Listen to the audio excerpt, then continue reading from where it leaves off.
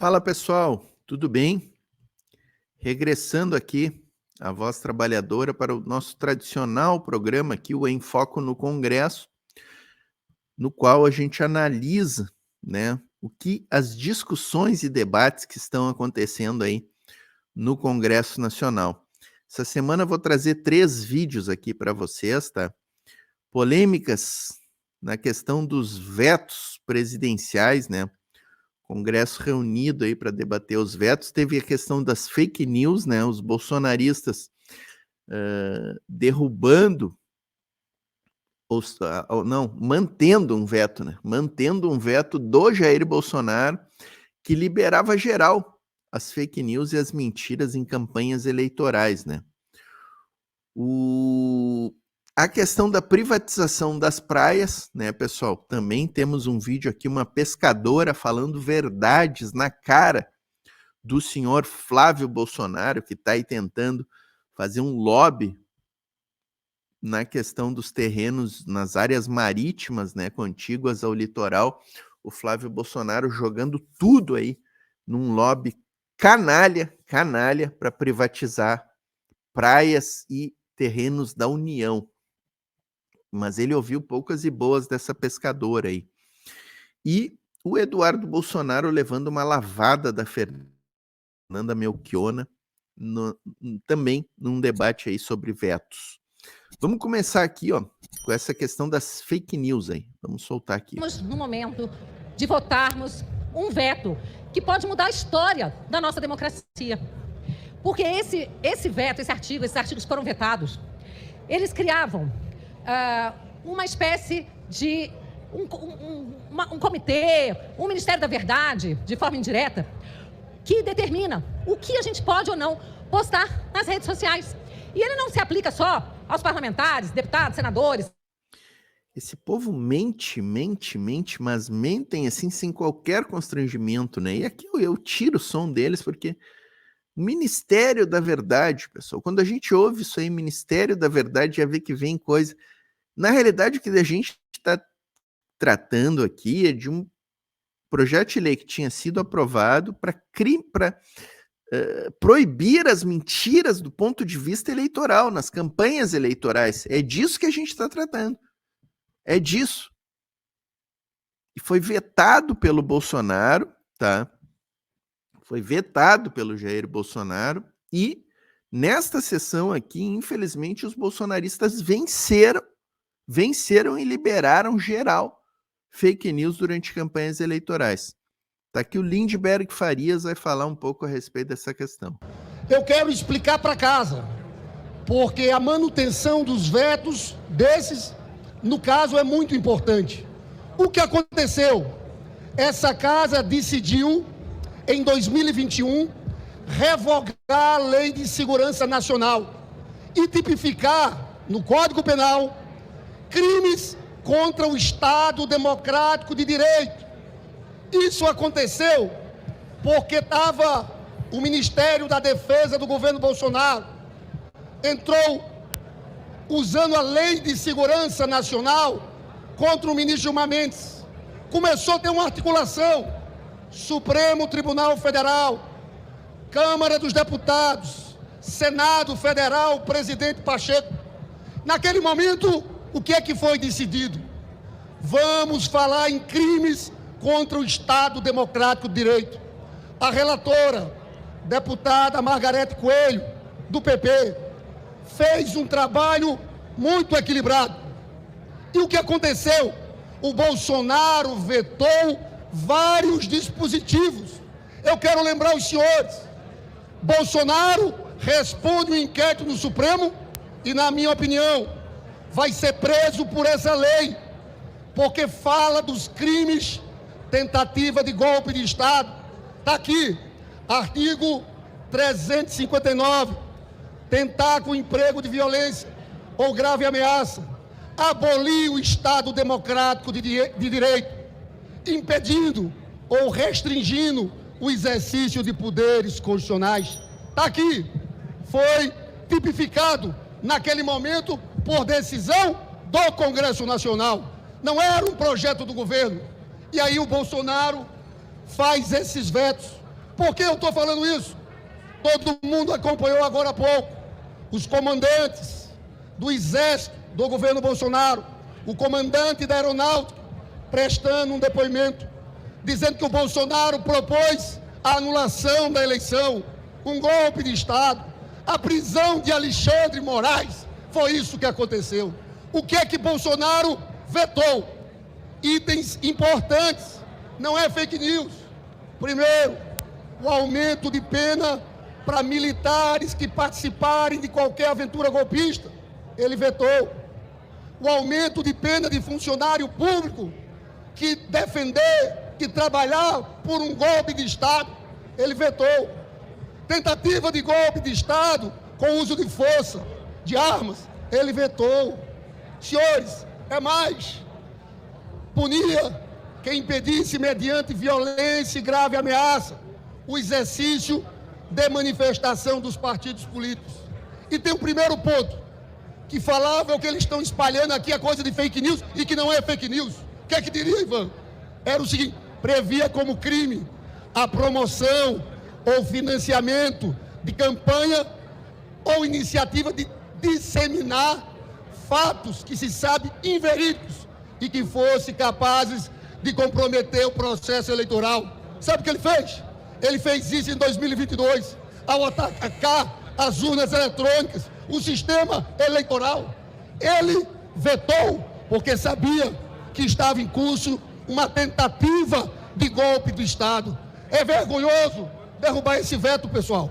É vergonhoso. É vergonhoso. Eu quero apelar aos deputados dos mais diversos partidos. O que ele está fazendo é desfigurando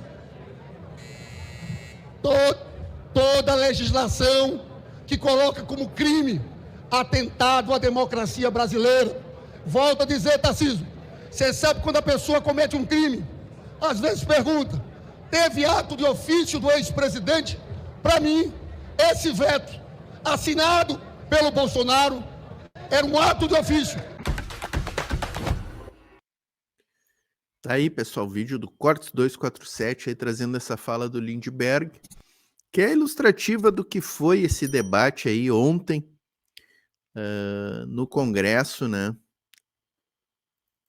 Sobre essa questão das fake news e da desnaturação deste projeto de lei aí que, como ele disse, revogou a Lei de Segurança Nacional para criar uma lei de defesa do sistema democrático. E assim, os crimes praticados pelo Jair Bolsonaro e por seus ministros, por sua turma, né, generais, financiadores do golpe, são tão explícitos, que a gente continua indagando, né? Por que ainda não se tornaram réus essas figuras, né, pessoal? Está lá no relatório da CPI, da relatora Elisiane Gama, aprovado na CPMI do Congresso, né? Mais de 60 pessoas foram indiciadas lá pelas práticas golpistas e até hoje não houve como eu vou dizer, não houve a denúncia dessas 60 pessoas pela PGR, né? Pelo Paulo Gonet, está na mão do Paulo Gonet agora.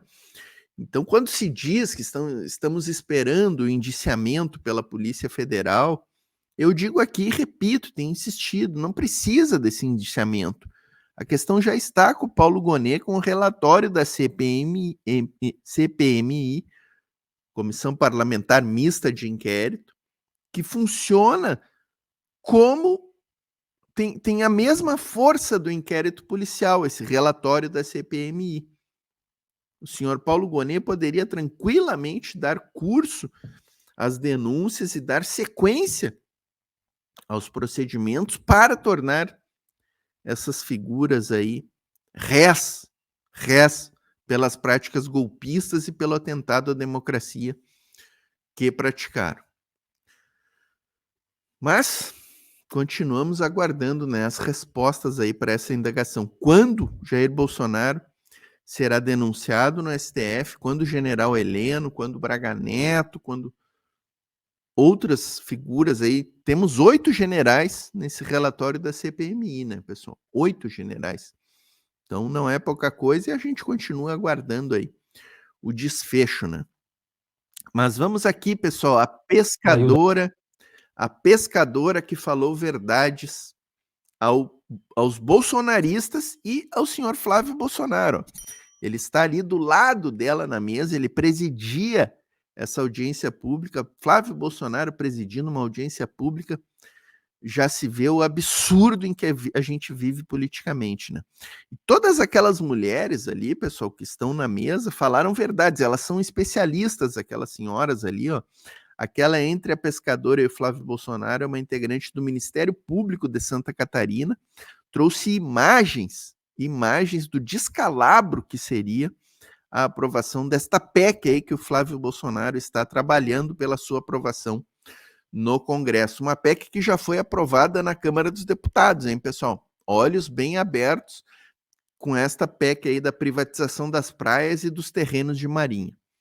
Pessoal, vamos chegar deixando a curtida. Tá? Deixa Pavão, representante do movimento das pescadoras e pescadores artesanais, para sua exposição aqui por 10 minutos. Dizer que essa PEC vem nos trazer um retrocesso, né? Essa PEC não nos representa. Quando as leis são votadas, não reparo as especificidades de cada local, né? E isso tem que ser visto. E como é para falar de nós, como fala das praias, onde quem mais usa as praias são os pescadores, né? As praias, os rios, as áreas de marinha. Era para ter mais pescadores aqui representando esta PEC, né? Para ouvir, para falar.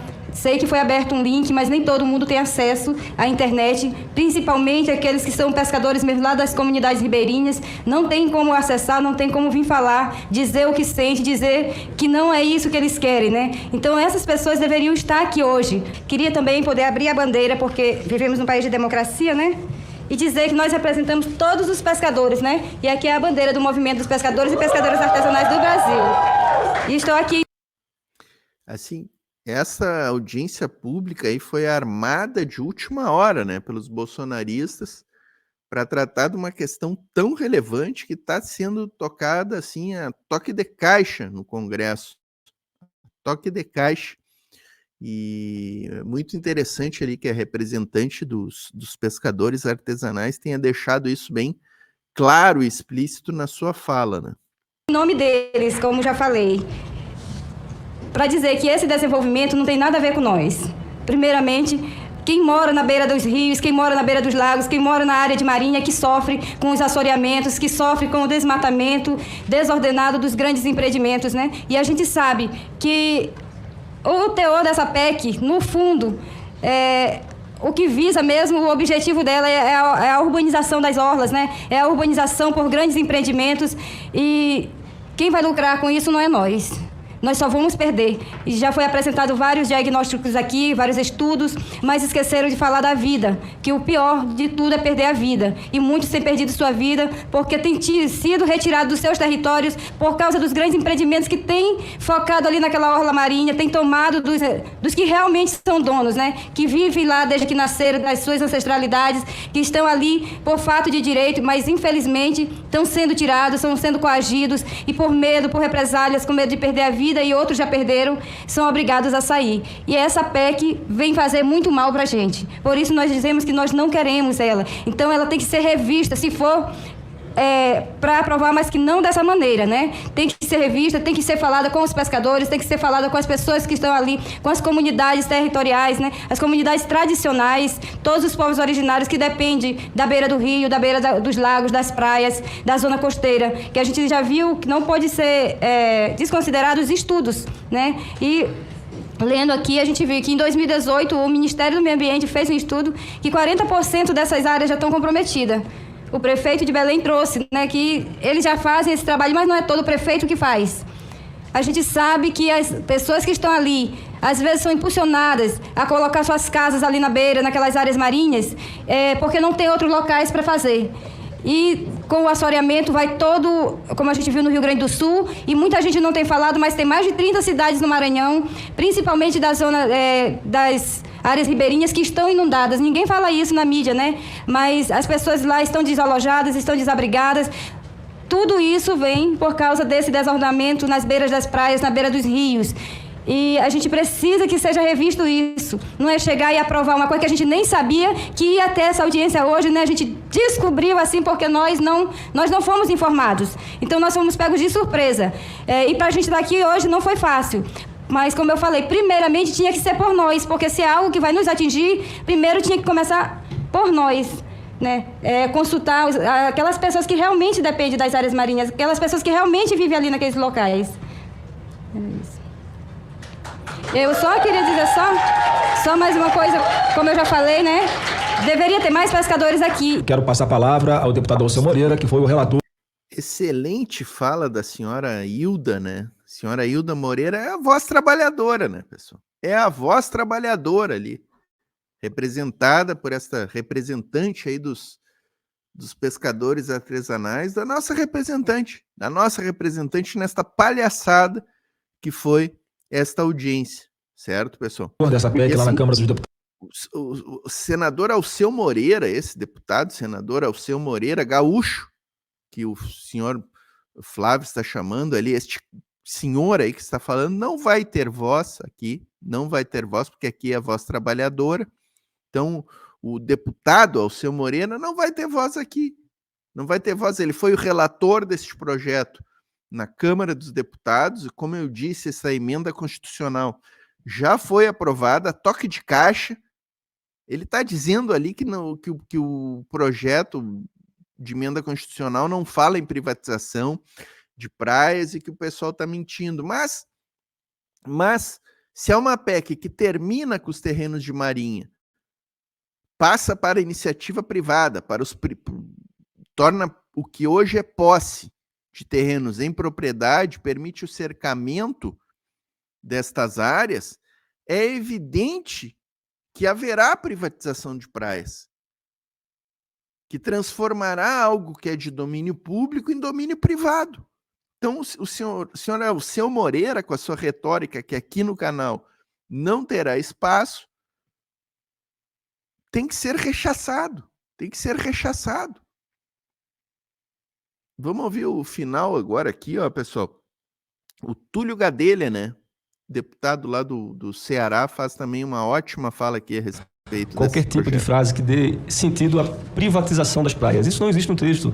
Vossa Excelência leu e Vossa Excelência está certo. Mas nossa preocupação não é o que está escrito no texto. São as consequências da lei. Assim que é aprovado o texto, essas consequências, elas vão privatizar áreas. Deixa eu dizer só uma coisa, senador, só para que Vossa Excelência possa entender.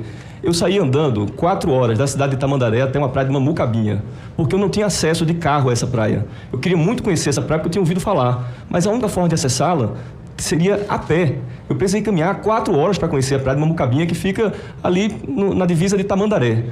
Então, o que o texto faz? O texto não privatiza praias, mas ela impede o acesso das pessoas a essas praias. E você não vai encontrar, senador, Vossa Excelência não vai encontrar em momento algum o termo privatização.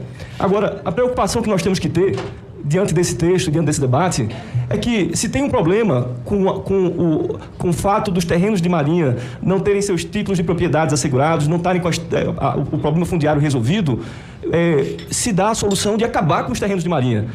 E essa não pode ser a solução. É como se nós sabemos que existe solução no SUS, problemas no SUS, nós sabemos que existe problema no SUS, que existe falta de medicamento, que existem hospitais precários e falta de profissionais, e que Vossa Excelência chegasse aqui e dissesse temos que acabar com o SUS. Ou que nas escolas municipais, por exemplo, que falta material didático, ou professores são mal remunerados, Vossa Excelência chegasse aqui e dissessem que tem que se acabar com as escolas, porque o ensino é de má qualidade. Então, o que nós queremos discutir é que o terreno de marinha cumpre uma função social fundamental para o país e que nós não podemos acabar com ele porque existem problemas fundiários. Esse é o argumento, essa é a discussão que permeia aqui tantos especialistas e que muitas vezes eu lamento que nós, parlamentares, ignoram os especialistas e por isso está acontecendo o que está acontecendo hoje no Rio Grande do Sul. Obrigado. Senador Marcos Rogério. Ficou brabinho. Obrigado, presidente. Ficou brabinho com a verdade jogada nessa fuça pelo deputado Túlio Gadelha, que fez uma ótima fala, né? Não é porque tem problemas no SUS que nós vamos acabar com o SUS, não é porque existe problema nas escolas públicas que nós vamos acabar com as escolas públicas, não é porque existe problema com a questão dos terrenos de marinha que nós vamos acabar com os terrenos de marinha. E sobre o que ele falou ali, essa questão das privatizações das praias, enquanto ele falava ali dessa caminhada que ele deu para chegar numa praia que ele desejava conhecer porque estava tudo cercado, eu me lembrei de um episódio que aconteceu comigo na Bahia. Certa feita eu fui à Bahia e tentei conhecer uma praia e lá estava instalado um grande condomínio horizontal e havia uma guarita e era necessário pagar para entrar e conhecer aquela praia. Algo completamente ilegal e proibido pelo nosso sistema constitucional, mas o que eu faria ali? Simplesmente eu não conhecia aquela praia. Então já acontece hoje, esse tipo de ilegalidade já acontece hoje, quando há a previsão dos terrenos de marinha e do domínio público, do caráter público dessas áreas. Imaginem com a aprovação desta PEC aí, que este lobby bolsonarista está tentando aprovar. Reflitamos e estejamos atentos, pessoal. Estejamos atentos, porque eles estão tentando passar a toque de caixa essa questão lá no Senado Federal. Eduardo Bananinha. Vou deixar sem som aqui, ó. Deixar sem som. Ele vai levar uma espanada aí da deputada Melchiona, Fernanda Melchiona. Estamos tratando aqui, pessoal, de lei de diretrizes orçamentárias para 2024, deste ano, portanto, o orçamento deste ano. E aqui, o Eduardo Bolsonaro está expondo um veto do presidente Lula em relação a uma emenda que ele subscreveu e que foi aprovada, proibindo investimentos do governo federal em questões fundamentais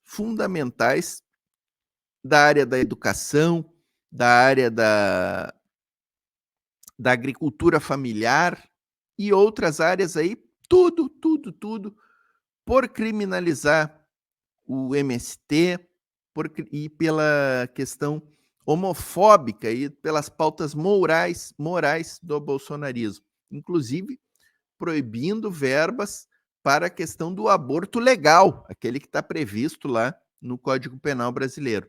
Vamos ver o que vem aqui. A emenda que foi votada e que, obviamente, o veto precisa ser mantido é a emenda...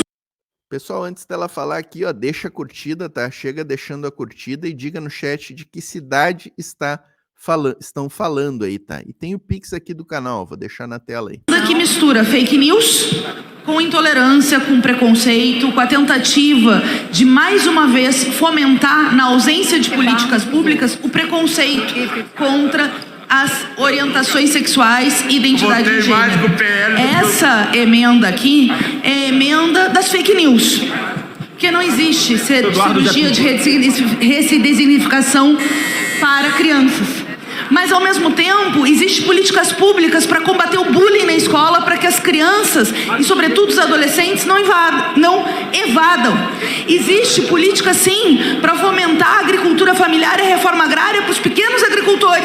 E aqui eles querem inviabilizar que os recursos públicos possam ser utilizados para construir programas, escola e políticas públicas para a diversidade. Os defensores aqui, peço só para concluir porque fui interrompida, que adoram bradar e dizer estamos aqui defendendo a família, não estão defendendo a família coisa nenhuma. Estão defendendo mentira e conservadorismo, porque não respeitam todas as famílias, não respeitam todas as mulheres, não respeitam todas as crianças, não respeitam todos os adultos, não respeitam todos os homens. Então aqui é uma mentira misturada com a tentativa de retroalimentar uma narrativa venenosa, criminosa, que lamentavelmente fomenta o ódio contra a comunidade LGBTQIA+ no Brasil. Essa emenda é uma emenda...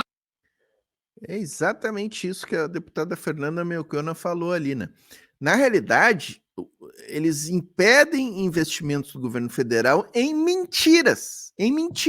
O governo federal não pode botar recursos em invasão de terras. É mentira, ninguém nunca invadiu terra, não existe invasão de terra. O governo federal não pode investir em projetos de mudança de sexo de crianças. Não existe projetos de mudança de sexo de crianças. Mas indiretamente, eles atingem políticas públicas que são fundamentais, como bem colocou ali a deputada Fernanda Melchiona. Astuta, porque, na verdade, eles sabem muito bem que o Congresso fiscaliza os gastos do governo, o Ministério Público fiscaliza os gastos do governo, o Tribunal de Contas da União fiscaliza os gastos do governo, de forma que não existe possibilidade de gastos ilegais. Se algum gasto for contra a lei, será punido. Mas o objetivo desses artigos é exatamente abrir de tal forma a criminalização que permitirá, se aprovado, que se faça qualquer tipo de criminalização de qualquer ação do governo, por uma interpretação absolutamente absurda. Então nós somos contrários e vamos manter esse veto. Presidente, cá estamos novamente lutando. Essa é a estratégia, né, parlamentar bolsonarista, através de uma mentira, veda a aplicação de recursos federais em determinadas áreas de uma forma ampla, abstrata, genérica, para que no concreto, futuramente, se possibilite, se impeça políticas públicas. Tu cria uma vedação abstrata, genérica e ampla e impede que concretamente, futuramente, sejam criadas políticas públicas que defenderão milhares de pessoas. Contra a sanha arrecadadora. Interessante que o governo quer cobrar ICMS de empresas filiais. Aí já vem aí essa aqui já seria outra questão. E o deputado do Partido Novo vem falar em sanha arrecadatória.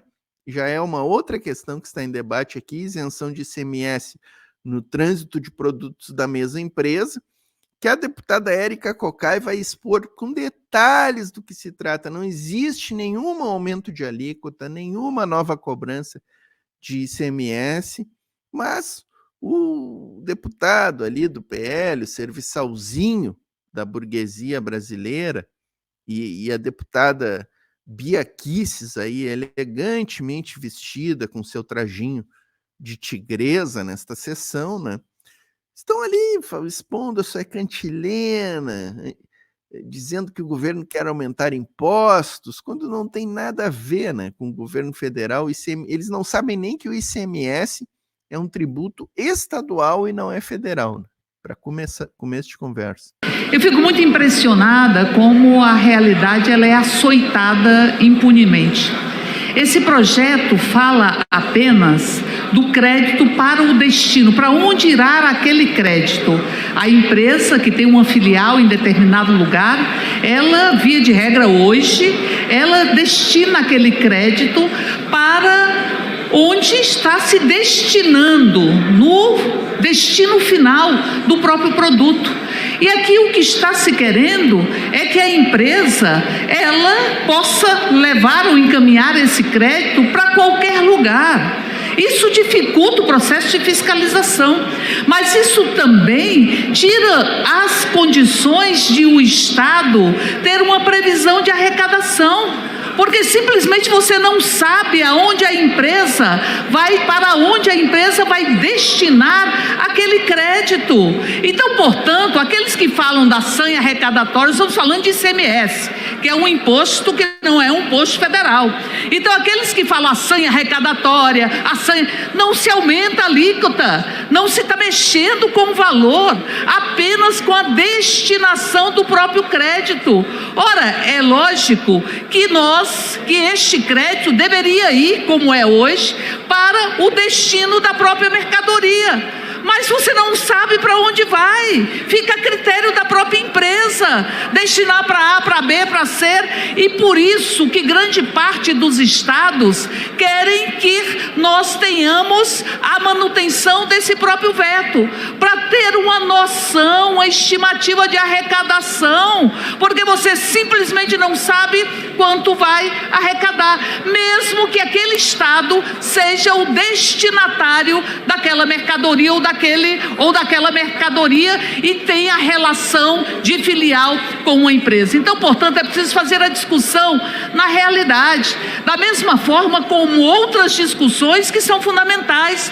Aqui eu já escutei a saidinha para quem estupra, a saidinha para assassinos. Em verdade, o presidente Luiz Inácio Lula da Silva sancionou 98% do projeto que foi aprovado pelo Congresso. Isso restringiu quem tem direito à saidinha. Quem cometeu o crime hediondo, onde se inclui inclusive tráfico, não tem direito à saidinha. Quem cometeu crime ou violentos também não tem direito à saidinha. Quem cometeu crime sob forte ameaça também não tem direito à saidinha. Isso foi sancionado pelo governo Lula. Lula mexeu em 2 incisos para este público reduzido, para estas pessoas que teve abruptamente a redução do atingimento das saidinhas.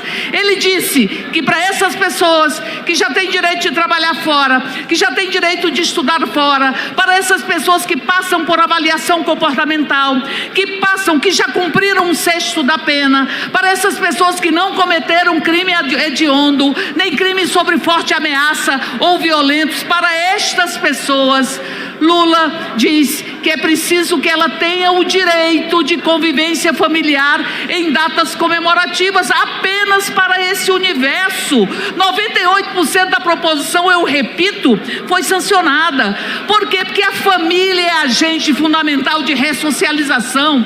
Quem defende a família aqui não deveria impedir que essas pessoas, já com todas essas restrições que foram postas, com avaliação inclusive criminológica, tendo cumprido 1/6 da pena, que elas têm o direito de passar as datas comemorativas com seus familiares. Nós defendemos ou não a família? Eu defendo a família e sei que ela é um profundo agente de ressocialização. E o outro inciso diz respeito à participação deste preso nessas condições de não hediondo, não sobre grande ameaça, forte ameaça, não crime violento, cumprindo 1/6 da pena, com direito de estudar e de trabalhar fora, que estas pessoas possam frequentar atividades que contribuam com a ressocialização. Sabe qual é a principal delas? As atividades religiosas.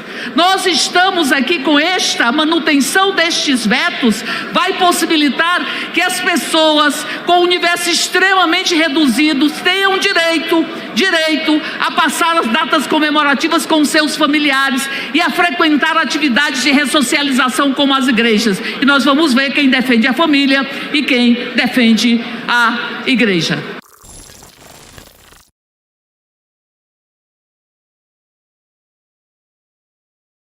Opa, tô sem áudio aqui. Vídeo da Mídia Ninja aí, agradecemos pela edição da Mídia Ninja. Essa sessão dos vetos aí foi um filme de horror, né, pessoal? E eu deixei essa fala da Érica Cocai porque ela simboliza tudo que foi. Vocês vejam ali que a Cocai passou por 3 pautas, né? 3 pautas ela aborda ali, e todas elas cercadas de um falso moralismo. A questão das saidinhas é extremamente permeada pelo falso moralismo. A outra questão do ICMS, eles não sabem nem que o ICMS é um imposto estadual, estão falando da sanha arrecadatória do governo federal, numa questão que não aumenta a alíquota, não aumenta imposto. Mas, enfim, o debate no Congresso está todo permeado por inverdades, por falsas premissas, por uma falsa moralidade, uma hipocrisia que prejudica todos os debates. E nesse sentido, às vezes, os congressistas, os parlamentares da esquerda e centro-esquerda cometem um certo equívoco em tentar forjar um debate ali dentro daquele espaço, quando não tem como debater com essa gente. Não tem racionalidade, não tem lógica, então tu não pode travar um debate de ideias num cenário político como esse. Então, como agir? Expor essa gente, expor a mentira, expor o trabalho sobre falsas premissas, sobre mentiras e sobre pautas morais, sobre um falso moralismo dessa gente. Essa é a forma de lidar com essa gente.